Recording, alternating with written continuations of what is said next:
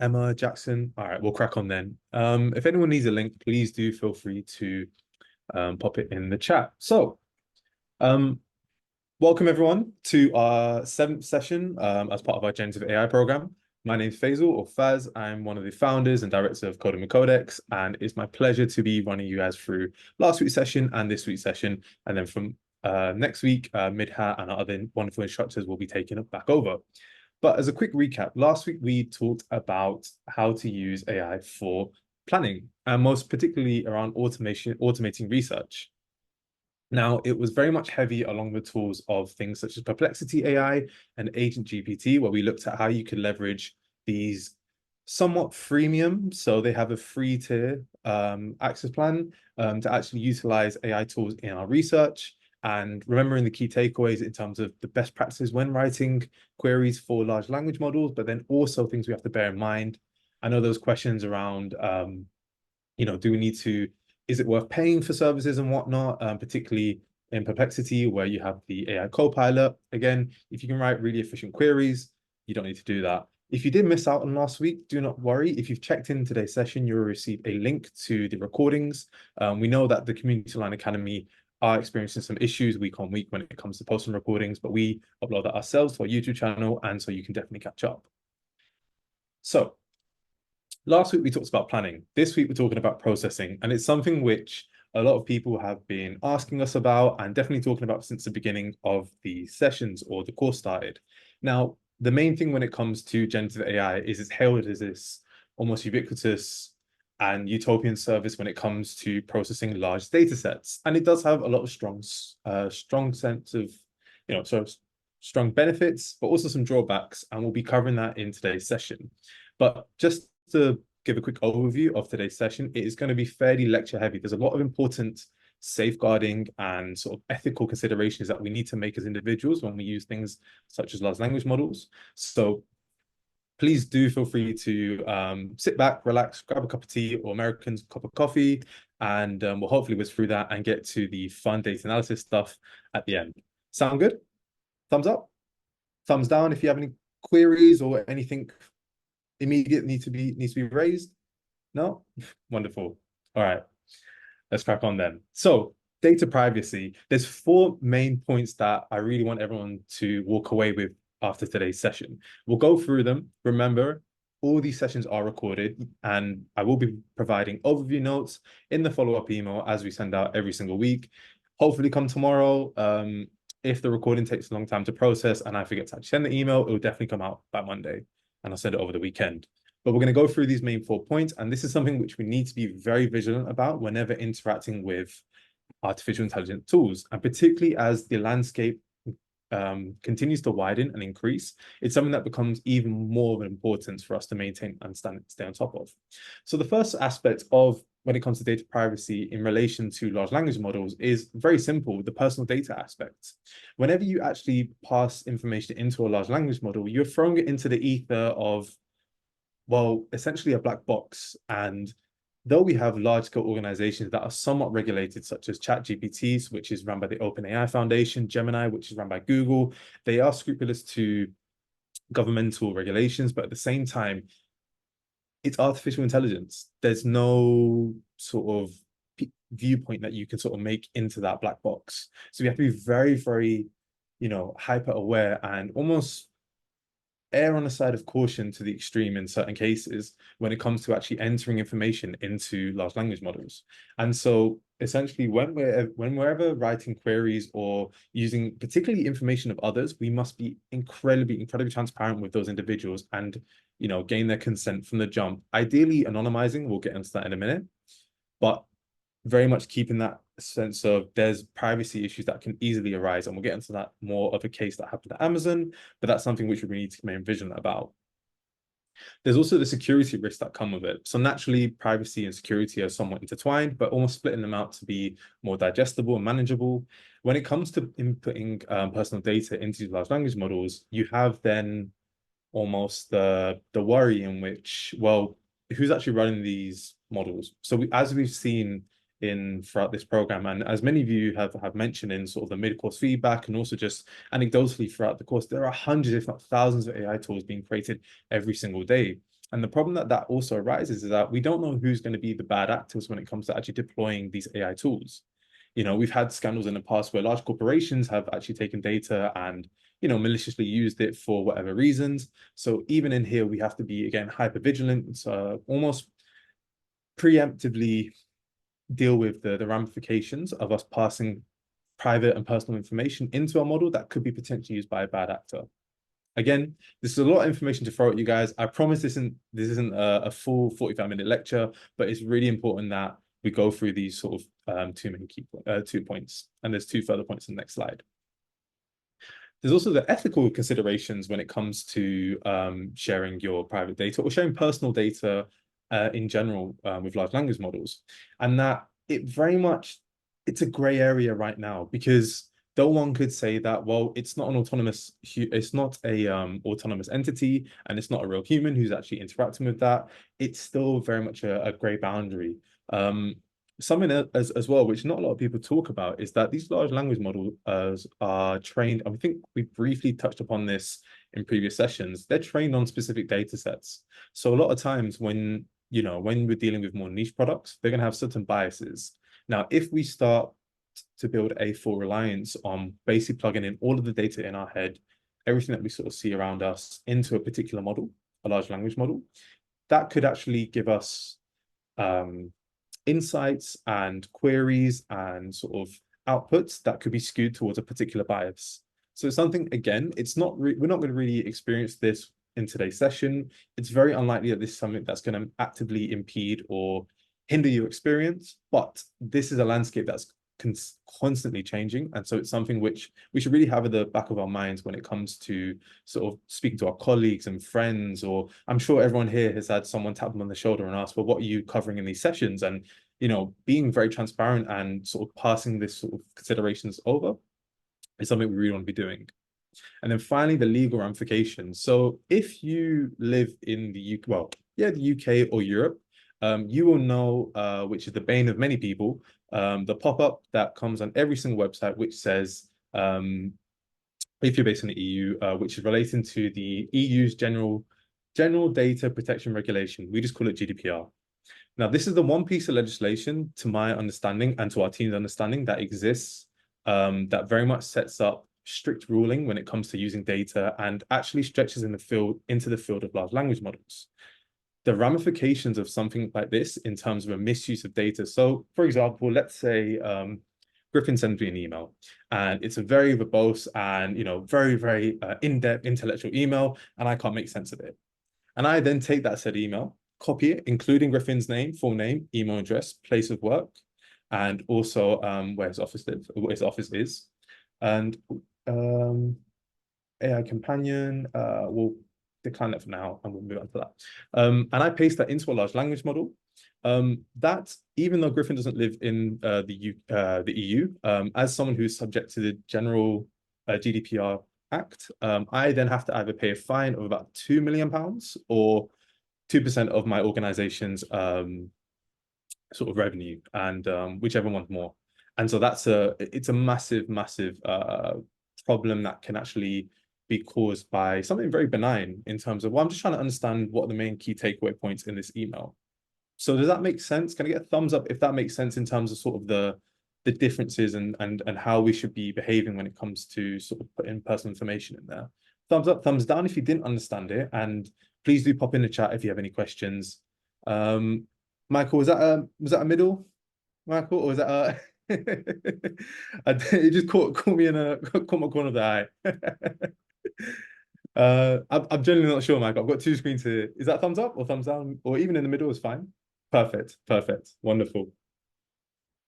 Excuse me, we've got a lot of talking today, and sorry, Michael, I just caught that in the corner of my eye. Wonderful. So again, I mentioned beforehand, there was the Amazon engineering team controversy, and I've talked about this in previous sessions, but to summarize it and give it in a nutshell, this was an issue that came out almost just bang on a year ago, where someone high up in the Amazon engineering team realized that several employees were pasting large amounts of their code into ChatGPT. And what that was doing is that other people who then wanted to access, and this is me, summarizing and being very generalist about it. But what essentially was doing that was giving proprietary information in regards to, let's say, Amazon's ranking algorithm and other aspects of its code bases, particularly with AWS and other tools. And it was almost just feeding it into this quote unquote public domain. And that meant that other individuals who weren't part of Amazon were able to sneakily or craftily access certain code snippets and such like that. And it caused a real problem for the company, such that they had to completely ban the usage of ChatGPT in Amazon. And they have a very well, it's like Marmite. It's either hated or loved replacement. And I'm not sure how that's working out. And I'm pretty sure those engineers are kicking themselves in hoping that, in saying that we wish we weren't that so blatant with things. So again, this is a real life instance, and very much in recent memory, where a company, and this is happening everywhere. We are seeing engineers, data analysts, but also account managers, management staff, directors. I personally had a conversation with a director of a recruitment firm who was copy and pasting CVs into ChatGPT, and I had to very much pivot the conversation to being, please, please, please don't do that. Please stop, and let's try and figure out a way you can actually try and get that data back, or contact the foundation to see if you can get removed. Not really possible, but we were able to, again, very much have this similar conversation about it. So it's happening everywhere. And if you feel as if you might have done something similar, do not worry. I'm not trying to guilt trip you.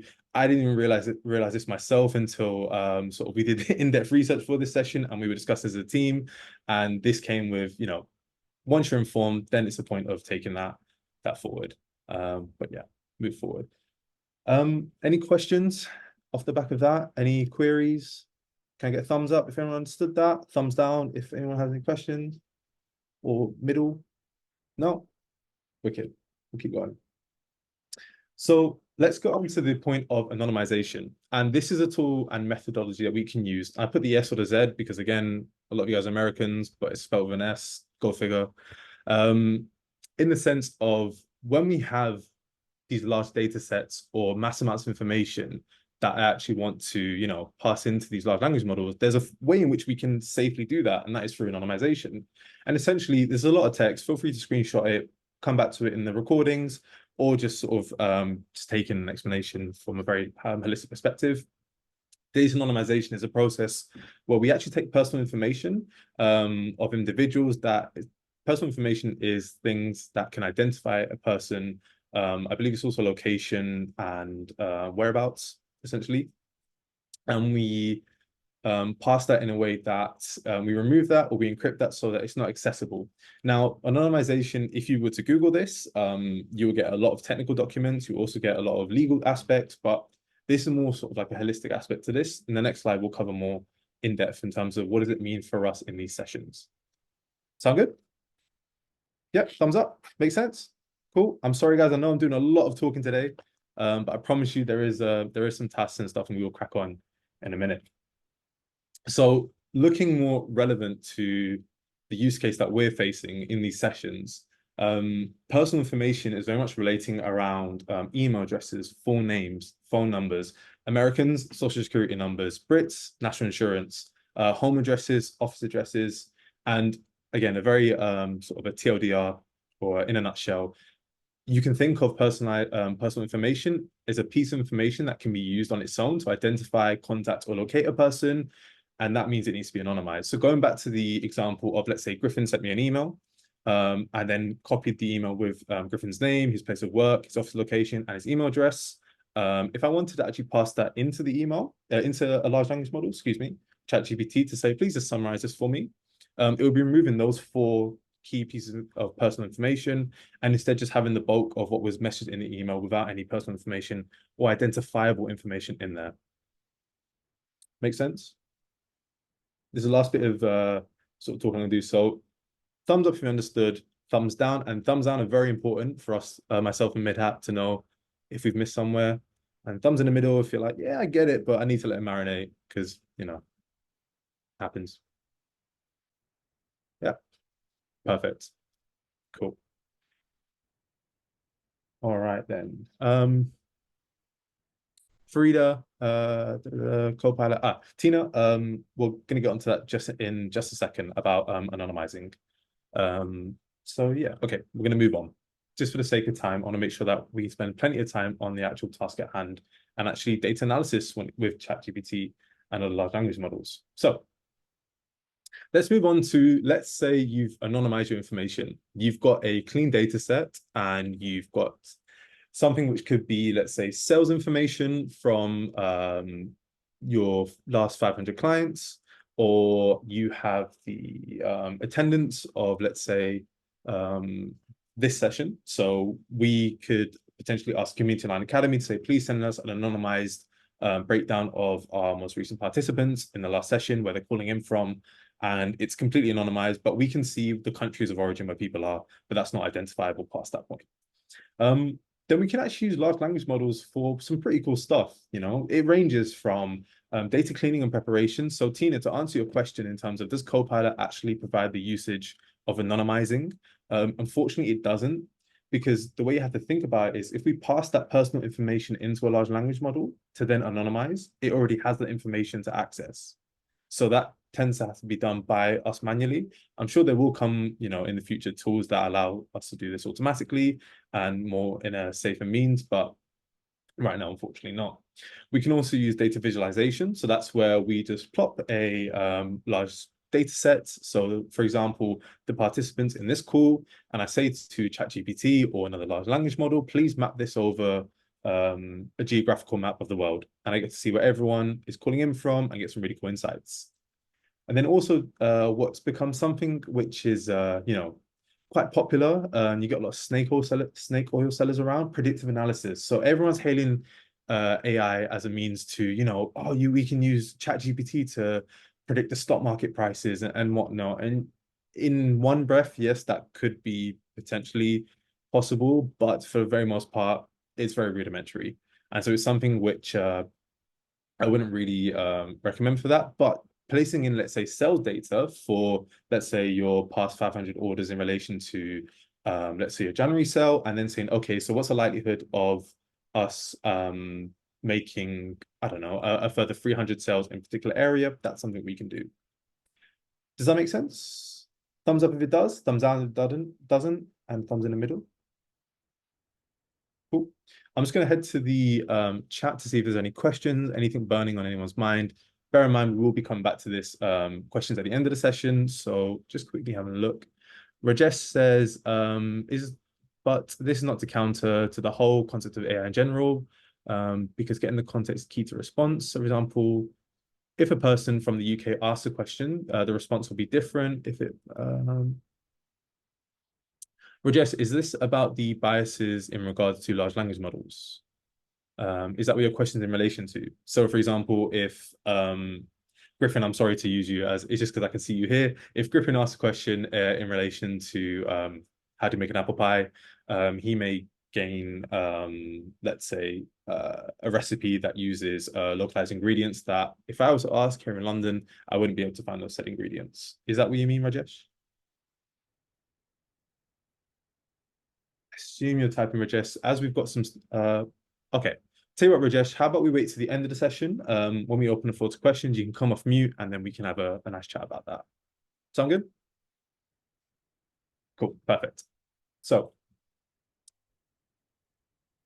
I've spoken a lot about anonymization here.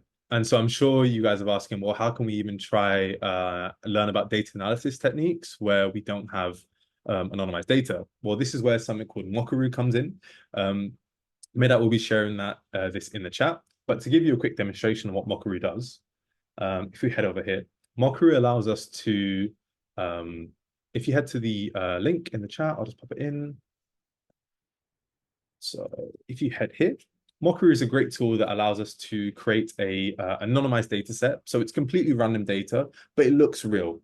To the naked eye, you could pass through this and think, oh, this is actually, you know, someone's information. So for example, if I pull up this mock data, which we can see here, we can see that, for example, Atrina Payroll, who's a research assistant, level 1, fair enough to Anitra, 2 for archive, but this isn't a real person. This is completely random. And that means that for when we want to practice, you know, these techniques and whatnot, it's a really cool way for us to sort of play with data that doesn't relate to anyone and won't harm anyone. Does that make sense? Thumbs up if it does. Thumbs down if it doesn't. Perfect. So what I would like everyone to do is head to Mockaroo, and you know what, I'm going to refresh my page so that we can do a walk. We can walk on this together, and I want everyone to put a thumbs up if you see this on your screen and you're ready to move forward. And we're going to generate some data for us to play around with. Perfect. Gail, thumbs up. Thank you, Emma. Thank you, Lisa. Cheers, Griffin. Paul, I can see you nodding your head. Wonderful. Perfect. Thank you, Kat. Thank you, Yvette. All right. So we're going to generate some data that we can then query and imagine that it relates to our jobs or relates to an event we've just ran or anything in general that we want to try and pass to. And pass is the term used in sort of technical language where we actually provide something or we process something to a large language model. So as you can see here, ID makes sense. We'll come back to this. It's very important whenever you put information and you've anonymized a data set and you're passing it into, let's say, ChatGPT, that you have an ID. And we'll come back to the reason of this at the end. And let's say here we got first name, last name, email, gender. But you can see we have, can everyone see the IP address field? That's on Mockaroo. I'll just zoom in so that people can see. Yeah. So we want to change this. This isn't really useful information for us to deal with. So let's actually go in and I want everyone to type, let's say, job underscore role. And it's important you have the underscore there. And then what we're going to do is we're going to click on this drop down and you should see this pretty verbose, pop up of all the different types of information we can generate out of thin air. In this case, we want to go to this personal. I'll zoom in here for people to see. We want to go to the personal category. And we want to click on it. And then we can see information that you're most likely to see from, let's say, a customer profile or a breakdown of attendees to an event and whatnot, and things that are more relevant to us in this aspect. And we're going to click job title. So can everyone see job title on the right-hand side of their screens? Yep, perfect. Thank you, Ruth. I'm just going to click on it. And as you can see now, we have a job role, which is going to be generated with job titles, and we'll look at that in a second. And then we're going to add another field. So we're going to call this country because we actually want to query some further information. So again, we go back to this drop down and you can see it should already take us to this personal aspect and we need to find country. And this is quite difficult because I don't think it's actually on this page. So on the right-hand side, on the top right-hand side, you can see find type and we're going to type in country. And as we can see, country's popped up. So if everyone can click that, and I'll leave it up here for a couple seconds.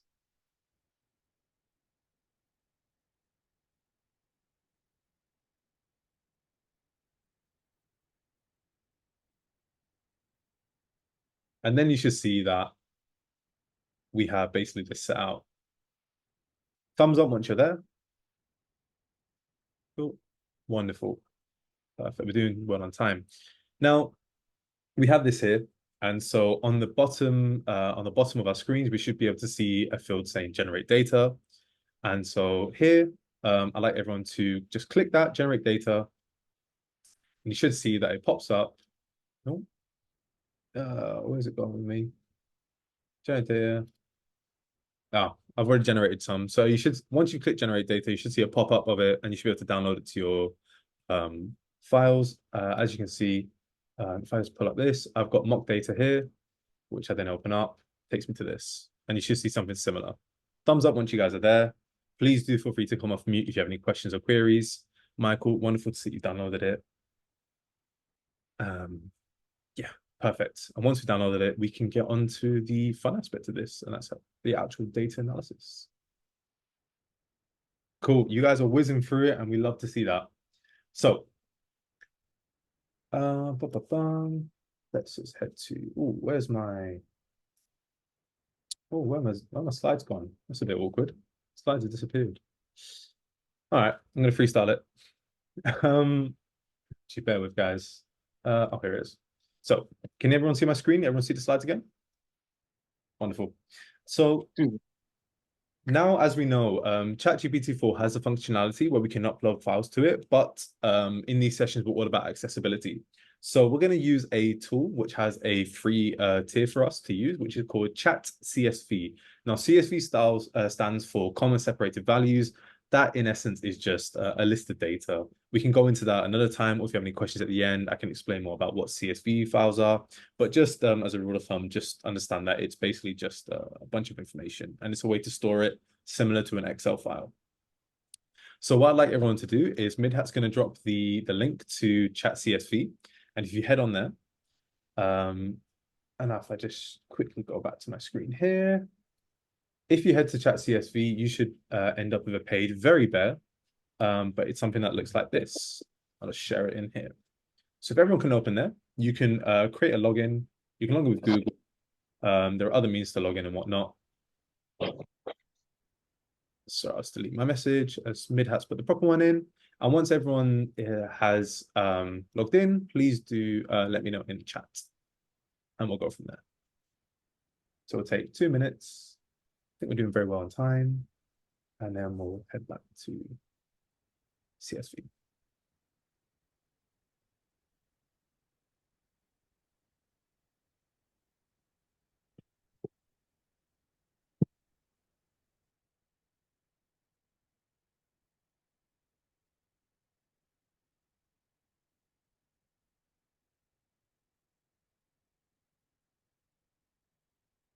And so if I can get a quick thumbs up, if you've managed to sign into Chat CSV.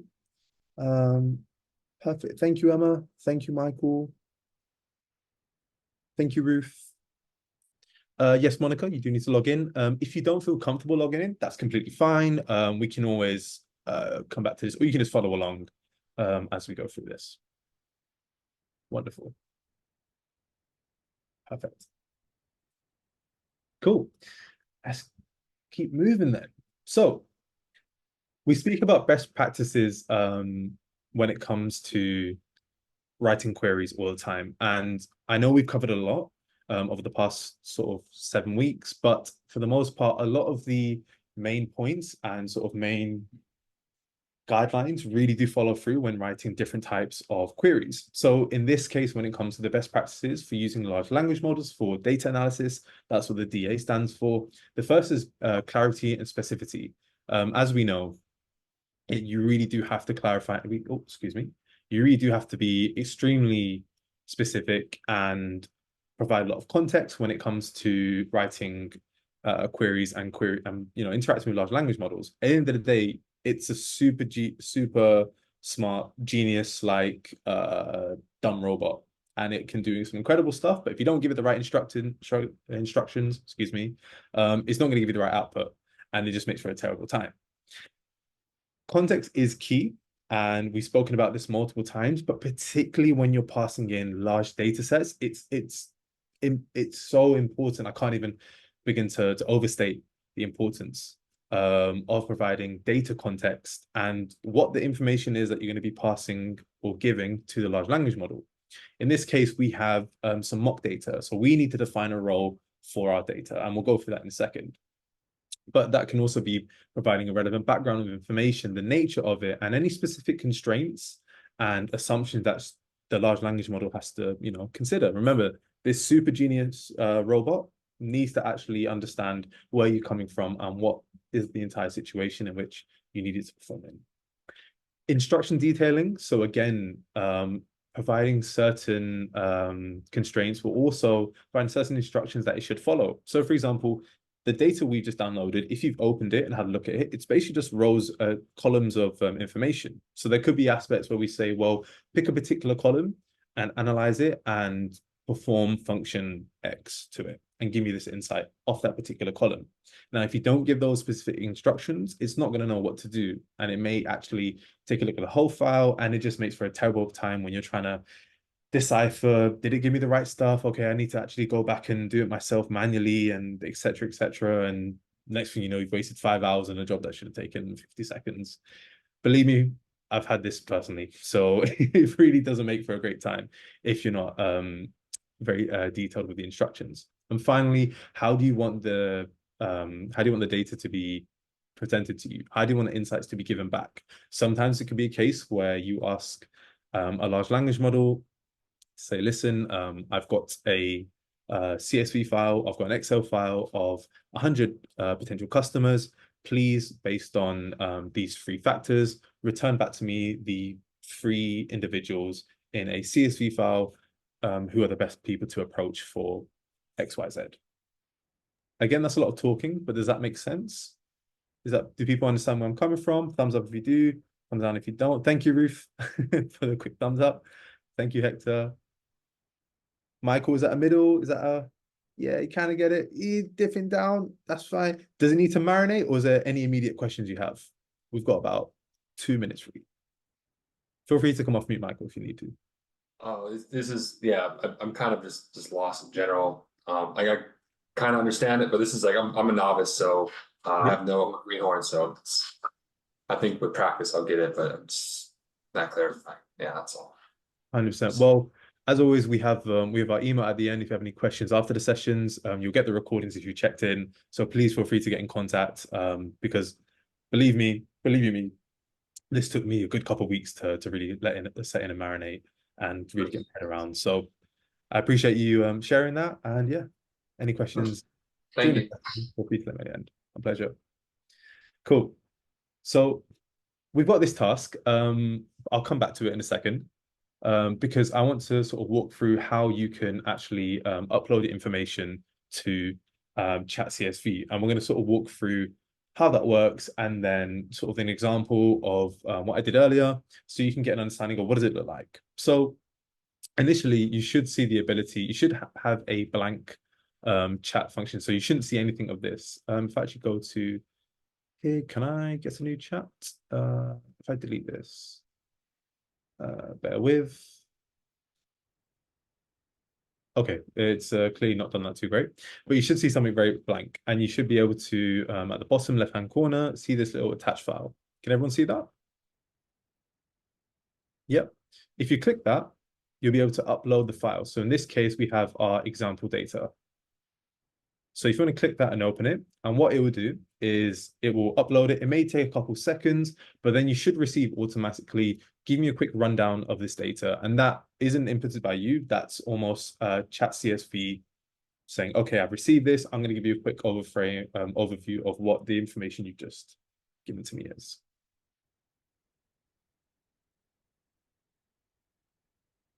So can I get, I'll give you guys about 30 seconds to a minute to do that. If anyone has any questions, please do feel free to pop it in the chat. And yeah, myself and Midhat can think, oh, wonderful.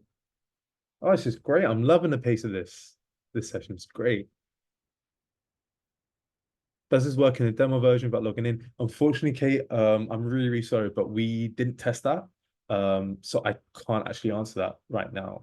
But I tell you what we'll do is if I just open up an incognito window. So oopsie daisy, I don't know what's going to my phone. Excuse me, guys, for some reason.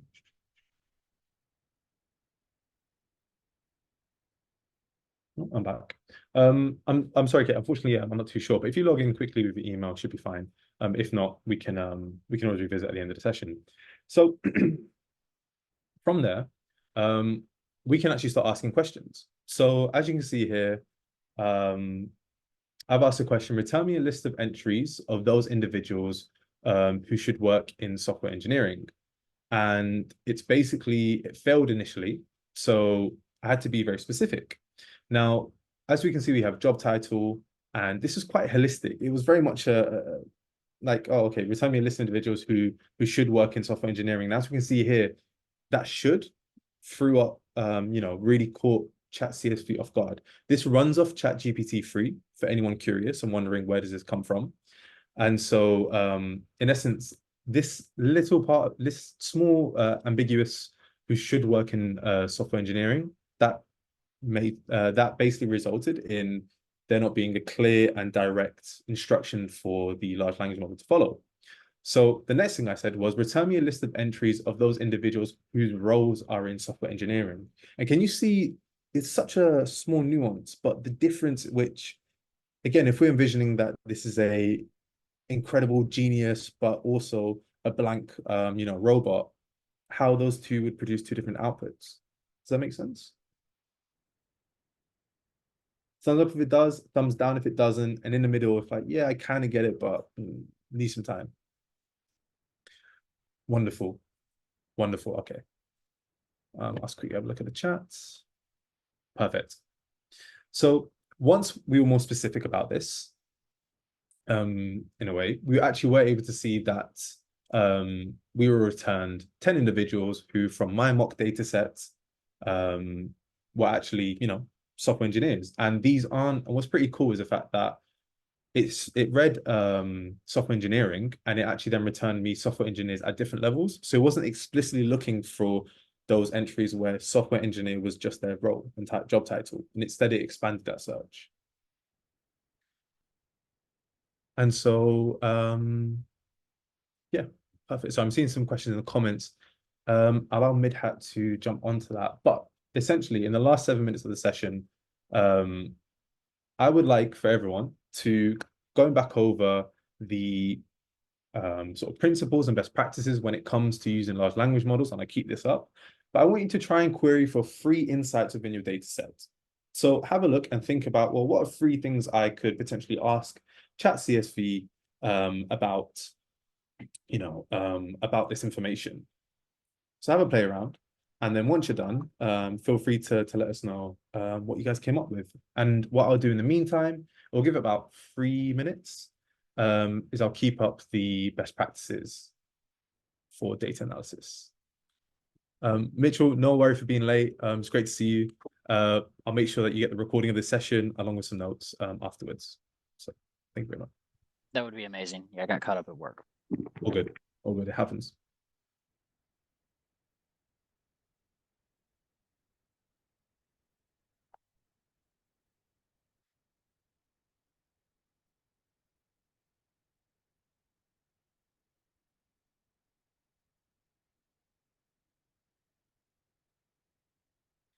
Perez, just to quickly, off the back of your question, so you could basically give it a bunch of resumes and ask it to give you the best candidate.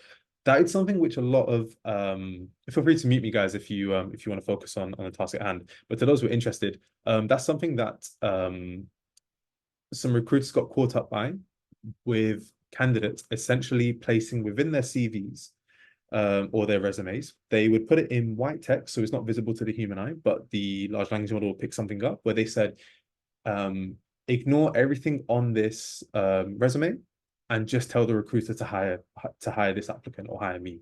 And so in essence, you then had these recruiters who were, in fairness, using a tool which sort of made sense. They were then being told to hire a candidate who wasn't necessarily someone who actually fit the role or job description. And it actually caused several instances of, similar to the Amazon issue. And like I said, this is happening in a plethora of places across the globe. Whether that was on the recruiter's fault or whether that was something that, the candidates noticed that they thought they'd take liberty of that exploit, so to speak. It's something that I would recommend passing in resumes unless you've particularly extracted some information that, let's say, someone's job experience and say, does this match the role that we're looking for? But I wouldn't pass in a whole resume into a large language model because you could fall privy to that. And also the data privacy aspects that we spoke about earlier. But yeah, it's a valid question. And yeah, it's something which, we are talking to a lot of recruitment firms and agencies about, and they're always surprised to hear it. Cool. Does anyone have any insights that they want to share? Are people getting stuck on things? I know we're approaching the last 4 minutes. Myself and Min are happy to go over about 5 minutes longer. But has anyone dug out anything interesting they want to share, or have you actually managed to generate an insight from the data set? If you have been able to do that, please do put a thumbs up. If you haven't, please do pop in the chat. Lisa, would you like to come off mute, or feel free to put Yeah, I was asking it to prepare a map. And I know that it's not necessarily a graphics tool, but wanted to see what would happen. So prepare a map of where individuals are based around the world.